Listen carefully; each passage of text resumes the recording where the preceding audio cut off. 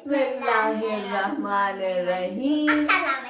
वालेकुम अस्सलाम। अस्सलामु अलैकुम। वालेकुम अस्सलाम। आज की जो हमारी कहानी है उसका नाम है The Crying Camel। Prophet Mohammed and the crying camel. यानी के क्राइंग मतलब रोना, कैमल मतलब ऊंट, रोता हुआ ऊंट जो हमारे नबी प्रॉफेट मोहम्मद को मिला। चल के देखते हैं कि ये क्या कहानी है। लेकिन इससे पहले मुझे ये बताएं कि सब जानवरों को किसने बनाया? अल्लाह, जिस तरह उन्होंने हमें बनाया। अब जो जानवर है वो हर तरह के होते हैं। Like the first messenger Adam।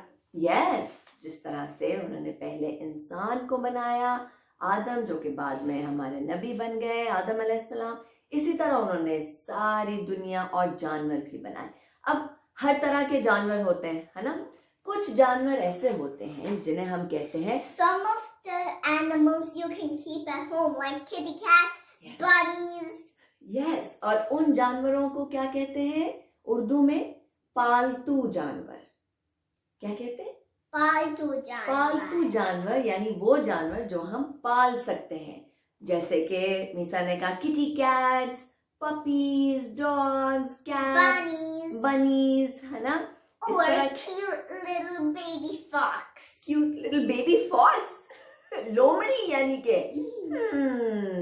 इनमें से कुछ ऐसे हैं जिनका मैं दावा नहीं कर सकती, लेकिन Or a little baby fox। ये मुर्गी के बच्चे, है ना।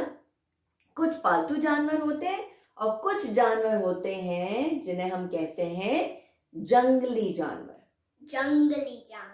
They're the animals who live in the jungle। Jungle। और उन्हें कोई Some खास, sheep live in the jungle too। हाँ, कुछ खेतों में भी रहते हैं, है ना। जरूरी नहीं है सारे जंगल में हो, कुछ खेत पर रहते हैं।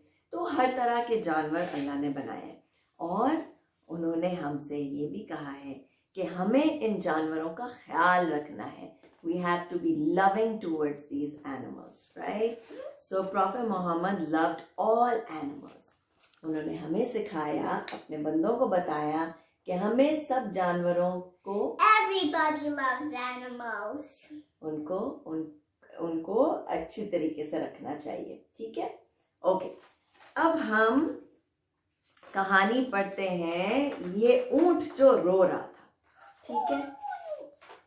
एक दिन, one day, long time ago, बहुत पहले, long time ago, हमारे नबी मोहम्मद सल्लल्लाहु अलैहि वसल्लम गुजर रहे थे एक इलाके से और वहां पे उनको नजर आया एक रोता हुआ ऊंट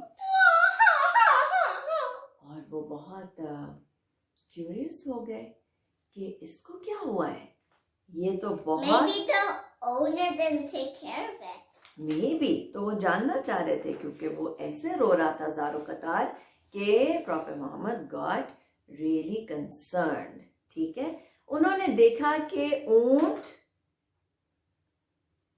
he was thirsty, tired, पतला हो रहा है, प्यासा हो रहा है, he was so thirsty, थका हुआ हो रहा है, so tired, ठीक है। और फिर उन्होंने और गौर किया तो उन्हें लगा कि शायद ऊंट को बहुत सारा सामान जो है वो अपने पीठ पर उठाना पड़ता है बगैर खाए he was पिए। sad because the owners took not good care of him। Right. Misa, what do you say, what do you call a back in Urdu? जो बैक है हमारी, जिसके ऊपर ऊंट ने सामान रखा हुआ है ऊपर। I don't know। पीठ। बैक को कहते हैं पीठ, हमारी पीठ। पेट। तो ये पेट जो है वो स्टमक है। पेट इज योर स्टमक, पीठ इज योर बैक, ठीक है। तो इसके पीठ पे क्या है?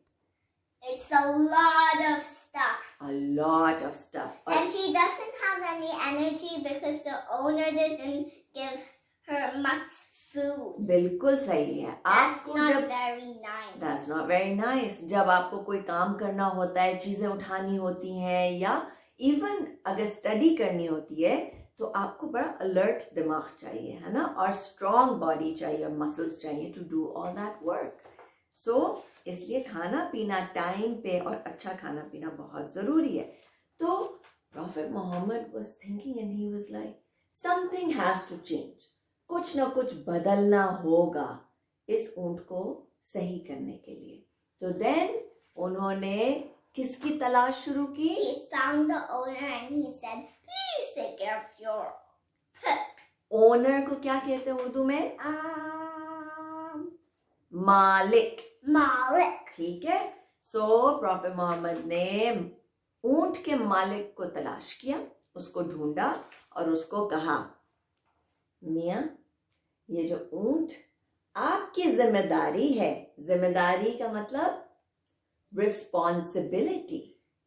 जब भी कोई पालतू जानवर आपके पास हो, आपके घर में, whether it's a cat or a little bird or anything, fish, आपकी रिस्पॉन्सिबिलिटी है, आप जिम्मेदार हैं उस जानवर के, जिस तरह मामा जिम्मेदार है मीसा की।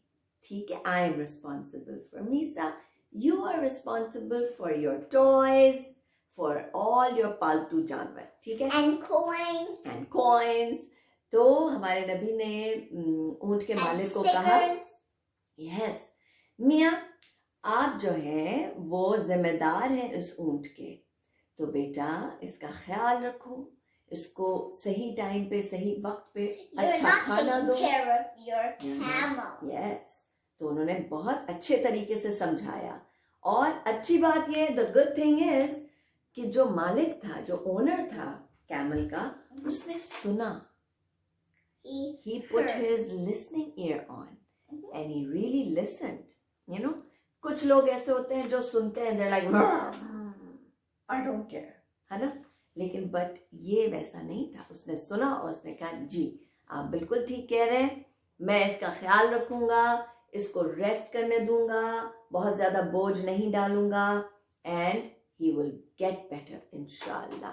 ठीक है, and then what happened? And then he feels much better. बिल्कुल, एंड देन ऊंट जो है वो बहुत खुश हो गया। And she was thinking about everything she wants to do. Ice cream, fish ball. Yes, when you're happy, then you start thinking very good thoughts also, ना। जब आप खुश होते हैं तो आप अच्छा सोचते भी हैं। और इसी तरह फिर अल्लाह said कि जो भी जानवर है, जो भी मेरी क्रिएशन है, उसका ख्याल Oh, रखें look at that baby panda. और उसको प्यार दें। And look at that baby panda. Yes, so cute. इतने सारे जानवर इतने क्यूट हैं जंगल में।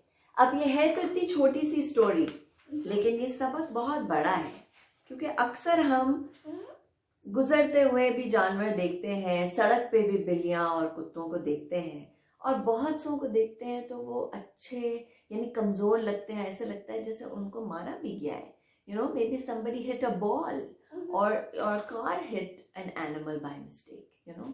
तो हमें खास ख्याल रखना चाहिए कि इनको तकलीफ ना हो, ठीक है, और ये सही और खुश रहें।